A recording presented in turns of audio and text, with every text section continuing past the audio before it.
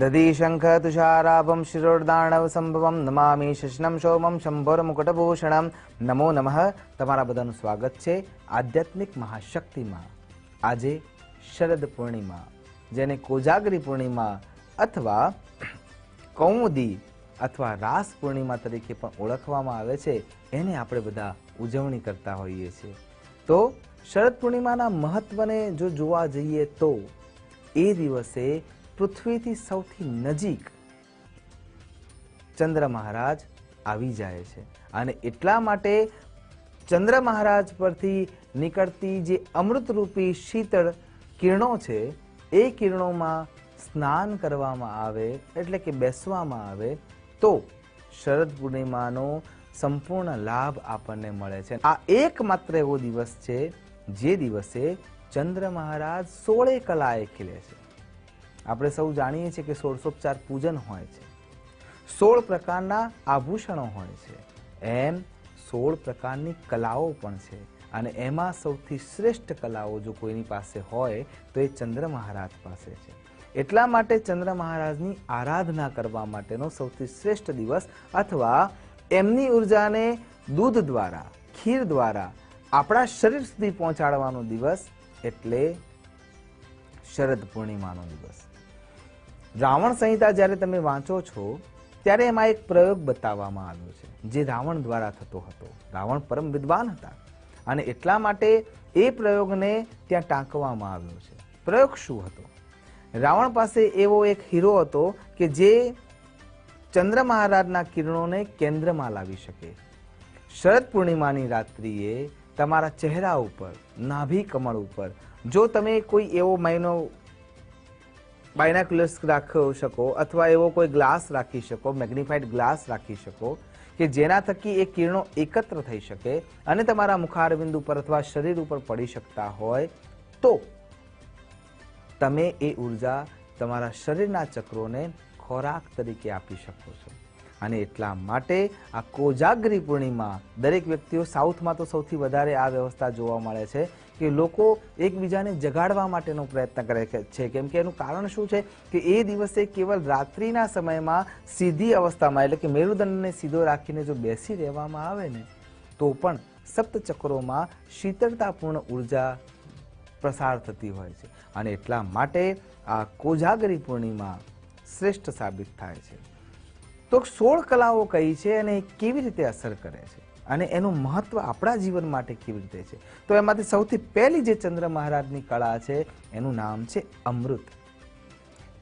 અમૃત રૂપે ચંદ્ર મહારાજ પોતાની રશ્મિઓને ફેલાવે છે અને સૌથી વધારે નજીક પૃથ્વીના હોવાના કારણે રાત્રિકાળ દરમિયાન જે વર્ષા ઋતુ હમણાં જ પૂર્ણ થઈ છે અને શિયાળાની ઋતુની શરૂઆત થવાની જઈ રહી છે એ સમયમાં સ્વચ્છ આકાશના વચ્ચેથી ચંદ્ર મહારાજ અમૃતરૂપી કિરણો વરસાવે છે। એટલા માટે સૌથી પહેલી કલા એમની અમૃત રૂપે ઓળખવામાં આવે છે અને સાચે જ જો જોવા જઈએ તો કેસુડાના વૃક્ષ પર એ સૌથી વધારે કિરણો ખેંચાઈને આવે છે। એટલે આ રાત્રિ દરમિયાન જો આપણે કેસુડાના વૃક્ષના નીચે બેસીને ચંદ્ર મહારાજની આરાધના કરીએ તો અમૃત રૂપે કિરણો આપણા શરીરમાં, સપ્ત ચક્રોમાં વ્યાપ્ત થઈ શકે છે। એટલે સૌથી પહેલી કલા એમની છે અમૃત।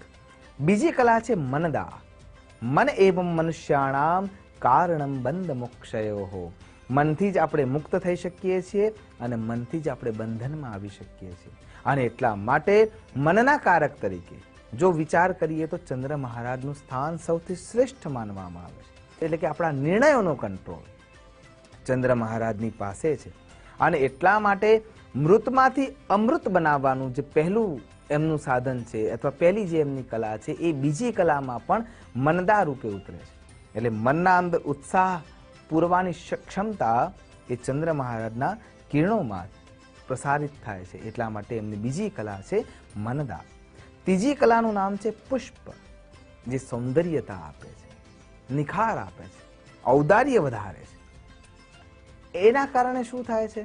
જ્યારે તમે ચંદ્ર મહારાજના કિરણોમાં વરસતા કિરણોને આત્મસાત કરો છો ત્યારે તમારા શરીરના 3,60,000 કરોડ છિદ્રો ખોરાક લેવાનું કામ કરે છે અને એ છિદ્રો દ્વારા તમારા શરીરની નાડીઓમાં એ શીતળતા પ્રવાહિત થાય છે અને પછી એનો જે નિખાર મળે છે, ચહેરા રૂપે જોવા જઈએ તો એ શરીર સૌષ્ઠવ છે એ તો મળે જ છે, પણ આંતરિક નિખાર જે યોગ શક્તિઓમાં કામ કરવા માટે છે, જે ઉર્જાની શક્તિઓ પર કામ કરવા માટેનું છે, એમાં વધારો થાય છે. ભગવાન ચંદ્ર મહારાજનું જે ચોથું લક્ષણ છે એ છે પુષ્ટિ, એટલે કે એમની જે કલા છે એ પુષ્ટિ છે. જ્યારે શરીર પંચમહાભૂતોમાંથી જે ઉર્જા એને જોઈએ છે, જેમ કે આકાશ તત્વની ઉર્જા જોઈતી હોય તો એના માટે મંત્રો છે, મેડિટેશન છે અથવા મ્યુઝિકલ સાઉન્ડ છે, તો એ ઉર્જાવાન થાય છે અને તો એ પુષ્ટ થાય છે. એ પુષ્ટિ આપવા માટેનું જે માધ્યમ છે એ આ રાત્રિના દિવસે અને રાત્રિ સમયે જે પણ કિરણો પ્રવાહિત થાય છે એ તમામ કિરણો આપણને પુષ્ટ કરે છે. એટલા માટે જે સ્વાસ્થ્ય સાથે જોડાયેલું છે એ એમનું પાંચમું લક્ષણ છે. એના પછી જે છઠ્ઠી કલા છે એ છે તુષ્ટિ. આપણે ભોજન લઈએ છીએ તો સંતુષ્ટિ મળે છે, તુષ્ટિ મળે છે, પુષ્ટિ મળે છે. એ જે તુષ્ટતા મળે છે, એ તુષ્ટિ વધે છે, આપણા શરીરના સાથે મનની વિચારોની નિર્ણયતા વધે છે. એ વિચારોની નિર્ણયતા જે સરળતાથી મળી શકે છે એ આજની રાત્રિ ઉપર આધારિત છે અને એટલા માટે એમનું પાંચમી જે કલાનું મહત્વનું ભાગ છે એનું નામ છે તુષ્ટિ. છઠ્ઠી જે કલા છે એનું નામ છે ધૃતિ. ધૃતિ એટલે વિદ્યા. વિદ્યા વિનયેન શોભતે. તો એ જે વિનયથી જે શોભાયમાન છે, વિનયથી શોભાવાની છે, એ જે વિનયતા લાવવાની જે લાગણીઓ છે એ લાગણીઓ તમને આ રશ્મિઓ તરફથી મળી શકે છે. અને એટલા માટે ભગવાનની છઠ્ઠી કલા ધૃતિ છે. ભગવાનની સાતમી કલા છે એ છે શાસની.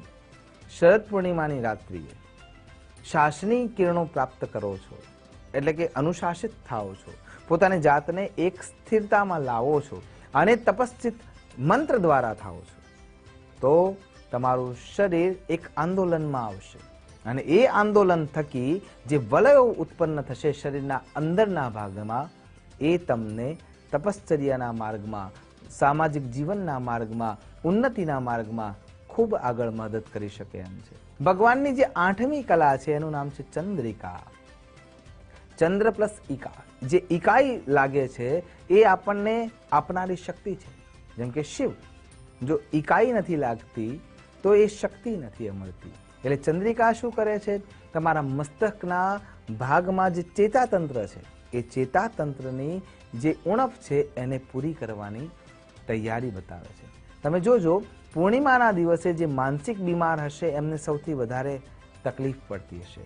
ચંદ્રિકા કિરણો દ્વારા તમે તમારા માનસને શાંતિ આપી શકો છો.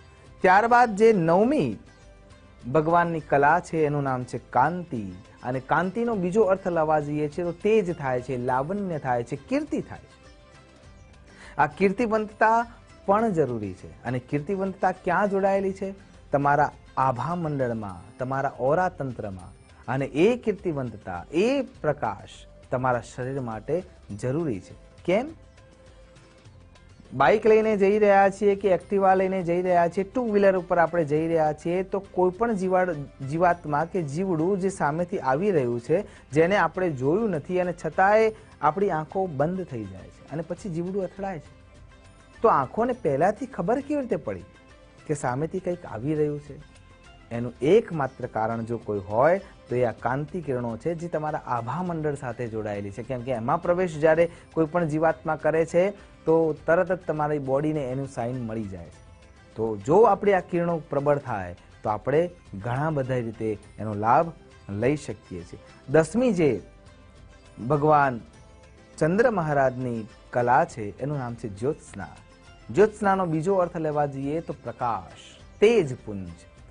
તમારી ઉર્જા એ અવસ્થામાં પહોંચી જાય છે કે જે અવસ્થામાંથી તમારું મન, તમારી શક્તિઓ, તમારી વાણી, તમારું વર્તન બધામાં પ્રકાશ દેખાશે અને તમારા નિર્ણયોમાં પણ એ પ્રકાશ છલકતો થશે. એટલા માટે એ ઉર્જા મેળવવા માટે પણ શરદ પૂર્ણિમાની રાત્રિએ જાગરણ કરવું જોઈએ. 11મી એમની કલા છે એનું નામ છે શ્રી, એટલે કે લક્ષ્મી. જે 12મી કલા છે એનું નામ છે પ્રીતિ, પ્રેમ. તમારી ઉર્જા તમારા શરીરમાં હશે તો તમે બીજાના લાગણીઓને સમજી શકશો, બીજાની ભાવનાઓને સમજી શકશો અને ત્યારે ચારે બાજુ પ્રેમ પસરી શકે છે. એમની 13મી જે કલા છે એનું નામ છે અંગદા. અંગદાનો સીધો અર્થ લઈએ તો સ્થાપિત્વ, તમારી સ્થાપના. તમે જે જગ્યાએ આસન પર બિરાજમાન છો એ આસન સિદ્ધ થઈ શકે છે કેમ કે તમે અંગદા કિરણોને આત્મસાત કરી છે. 14મી જે કિરણ છે એનું નામ છે પૂર્ણ. પૂર્ણતાને પ્રાપ્ત કરવા માટે પહેલા ગળો ભરાયેલો હોવો જોઈએ અને એ ગળો કેવી રીતે ભરાય છે? કર્મશીલતાના આધારે. અને કર્મશીલતા આ પૂર્ણતાના રસ્તા ઉપર જશો ત્યારે તમને એ પ્રાપ્ત થઈ શકે છે. અને પછી આગળ જઈએ છીએ ત્યારે 15મી જે એમની કલા છે એનું નામ છે પૂર્ણામૃત. આ પૂર્વજો સાથે જોડાયેલી વ્યવસ્થા છે. એટલા માટે શ્રાદ્ધ પક્ષમાં આપણે દૂધ અને પૌવા અથવા ખીર દ્વારા આપણે આપણા પિતૃઓને તૃપ્ત કરીએ છીએ. તો આ પૂર્ણતા સુધી પહોંચવા માટે શું કરવું પડશે? કોઈ માધ્યમ જોઈએ છે. સીધા ચંદ્ર મહારાજના કિરણો આપણા શરીરમાં એમ આત્મસાત થઈ જશે એવું નહીં, એનું માધ્યમ છે. અને એટલા માટે આપણે ચંદ્ર મહારાજના કિરણોને ચાંદીના પાત્ર દ્વારા પણ આપણે ગ્રહણ કરી શકીએ છીએ. એના અંદર જો ખીર બનાવવામાં આવે છે, દૂધ પૌવા બનાવવામાં આવે છે તો એ દ્વારા પણ આપણે એ પૂર્ણ અમૃત કે પૂર્ણ રૂપનું અમૃત પ્રાપ્ત કરીને સુખ પ્રાપ્ત કરી શકીએ છીએ. ભગવાનની 16મી કલા છે સ્વરૂપ વ્યસ્તતા. તમે તમારા આત્મ સ્વરૂપમાં વ્યાપ્ત થઈ શકો. એટલા માટે આ રાત્રિ દરમિયાન આ મહારાત્રિના સમાન છે. આત્માને ઓળખવા માટેની વ્યવસ્થા અને આત્માને ઉદ્દીપ્તના આપવાની જે વ્યવસ્થા છે એ અવસ્થાએ પહોંચવા માટે આ રાત્રિ ખૂબ મહત્વની છે. આશા રાખું છું ભગવાન ચંદ્ર મહારાજના કિરણોમાં આપણે સ્નાન કરી આ 16 કલાઓનો સંપૂર્ણ લાભ મેળવી શકીએ એ જ અભ્યર્થના સાથે નમસ્કાર. અસ્તુ સદા શિવોહમ. નમો નમઃ.